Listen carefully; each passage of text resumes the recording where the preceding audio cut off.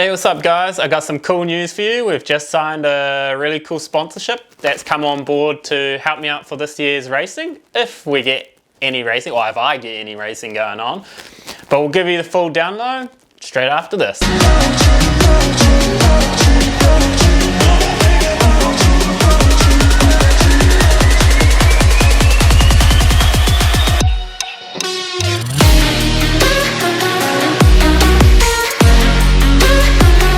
So yeah, we have a new sponsor on board. As you can see, Liet has from White's Power Sports has jumped on board for this year. So we'll be running some fresh new kit. This kit's pretty darn sick. I'm loving their goggles. The goggles are probably some of the top goggles I've run. They are fully rebuildable. So there's a whole. I'm a big sweater, so I'm stoked you'll be able to buy or get different foam or new foam to swap out for you guys. But yeah, we'll be running Liet. So we got Wilkes Penny, Beta and Liet on board for this year. Hopefully we can get some racing done, which I highly doubt for this year, but maybe after Christmas we'll get some racing done. Now I've got some questions from followers on Instagram, so let's get into them.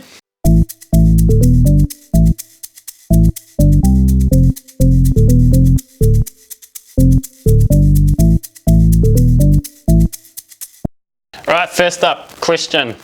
Have you got any future goals to do with riding, e.g. Romaniacs and Erzberg? Yes, Erzberg, unsure about at the moment. Romaniacs, definitely on the cards. Apparently that's the best value for money, so we would have liked to have done it next year, but we'll have to wait till the year after, as you know, COVID. But yes, we definitely on the cards. We also have Germany at a high possibility next year, around October, for a couple of the rounds of the Extreme German Championship. So I have a friend over there who's offered a bike up to have a go at a couple of those events, so we'll definitely be looking at that. Australia, we are looking and trying to sort out what's happening there. I do have a follower who's offered me 2 bikes to run there, in a cross country and an extreme enduro, so that's on the card as well. TKO in America, I really want to have a crack at and do, so we'll see how we can manage that and get over to that.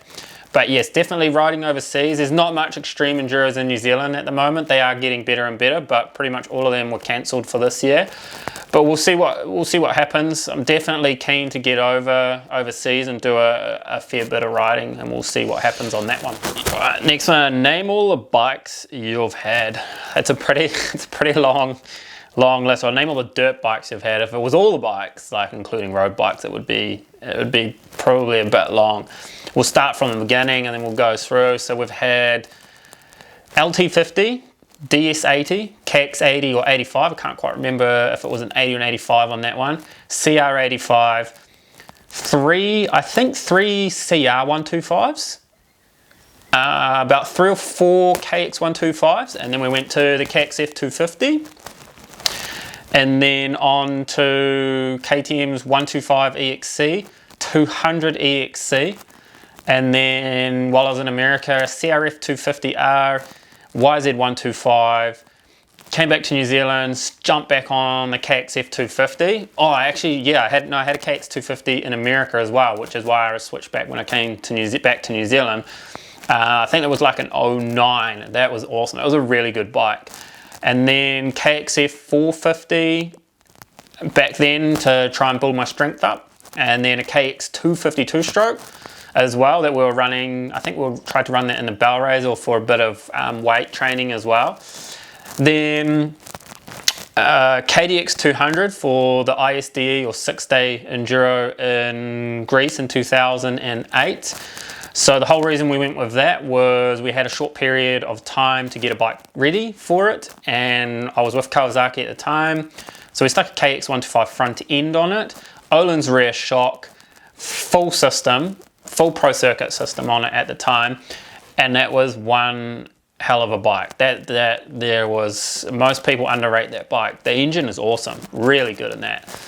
Then after that, it was YZ250, KX450, KX250XC, and now the Beta 200. So the future bikes, I think, if we can get our hands on one, is a Beta 390, 350, and then the Beta 300 two-stroke. I would love to have a play on either of them, a few of those, to see how those go. So yeah, that's pretty much my list of bikes at the moment. It does not include road bikes. There's a fair few road bikes. Does it feel good having an electric start? What's it like? It is really good. Honestly, don't ever want a bike without electric start anymore. Once you get onto electric start, it's a game changer. Angles of hills, don't need to kick it, fire it up and away you go. It's just, you don't have the issues like at the beginning where batteries and starter motors would die all the time. So the Beta's holding strong, 15 hours, 16 hours on it now, and doing a lot of stop starting. She's working pretty good. So I suggest you get one. Definitely get an electric start. Right, where do you mount your GoPro? Here, right on the front of my helmet. It's kind of like hidden away, but this is exactly where I mount it all the time. I've tried every other mounting system and they don't work as good as this. They don't get the view as good as this. So if you want one of these, then go to motomounts.co.nz. He makes them for all helmets. If he doesn't have your helmet there, then flick him a message because he custom makes and he will be able to custom make for your helmet. What's the main difference between your 250 and the Beta? Main difference is 2-stroke, 4-stroke. The 250 4-stroke power, it has a lot of bottom end. It has a really good bottom end, the KXF. The gearing is a little bit short, it's 5-speed. The Beta is 6-speed. And yeah, Kawasaki could have put a 6-speed in there and it would have made it way better. But it is what it is for now. It's a good start for them. They've definitely jumped in the category of the cross country, the GNCC. For GNCC type of riding, KXF is awesome. It's really good. The Beta comes into its own when it becomes real hard, real tricky. I feel a lot lighter on the Beta when I'm going into a corner. I don't have the inertia of the piston, like a 4-stroke piston.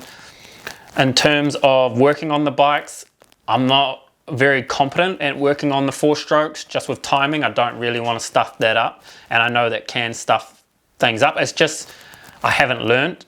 I haven't been taught it yet. So yeah, that's a main thing for me. The 200, I can have the barrel off, new piston in within an hour. It's easy, it's simple. The Beta's going strong. A lot of people say parts are hard to get. Well, actually they're not. They run a KTM front sprocket. They run a Honda rear sprocket.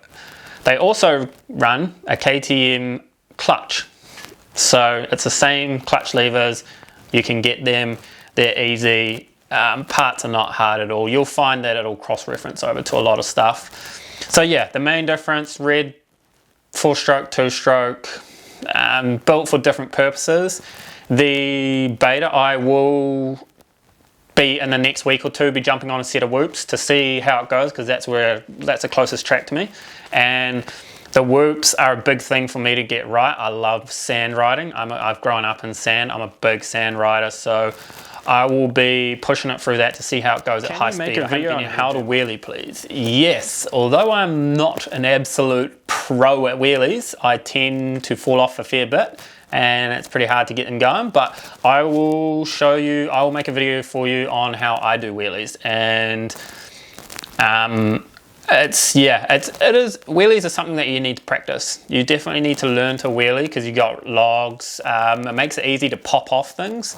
So you can pop from one bump to another once you can wheelie and hit that off there. So yeah, I will make a wheelie video for you. How long does it take to edit a video? Videos can vary depending on what you're doing. If you've got 2 cameras, if you've got 1 camera.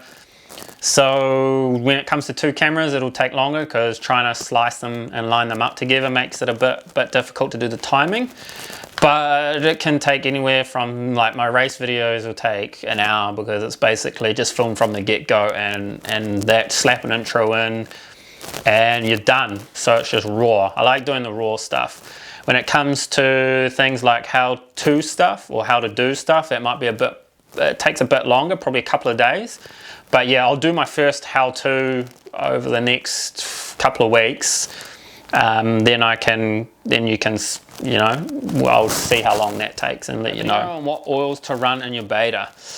Okay, so I've been running iPone for a bit. I've run Motul. I really like Motul. I really like iPone, both top quality oils. Liquid Moly is what beta have aligned themselves with. Same with like KTM, they've aligned themselves with Motorex. So I am at the moment, and I've heard this for a number of years now, the old dogs that have been around for a long time, the dinosaurs, all in their two-strokes have run ATF DX3. So I've often wondered why. And I've read a few things. I actually noticed when I changed when I changed to this ATF oil is clutch feel. Clutch feel was instant. I could feel a huge difference between that and the recommended oil. Some people will say it's bad for it. It's not. Your automatic transmission runs exactly the same, well not exactly, but it runs the same as a motorcycle clutch. It's a wet clutch, has heat through it. So yes, I run ATF. The old dogs have said to me, an old friend of mine, he'd been running it for the last 15, 16 years. He does not wear through clutches. And he's quite hard on it. His kids are quite hard on them and they don't wear through clutches. So I thought I'd give it a go. Loving it, will not be changing back from it. I changed it out at 2 hours to see what it looked like, and it almost looked as clear as when it went in. Normally after 2 hours when I pulled oil out, it's dirty. It's pretty bad. So yeah, ATF oil for me. If you don't want to run it, just stick to your oil recommended oil platforms.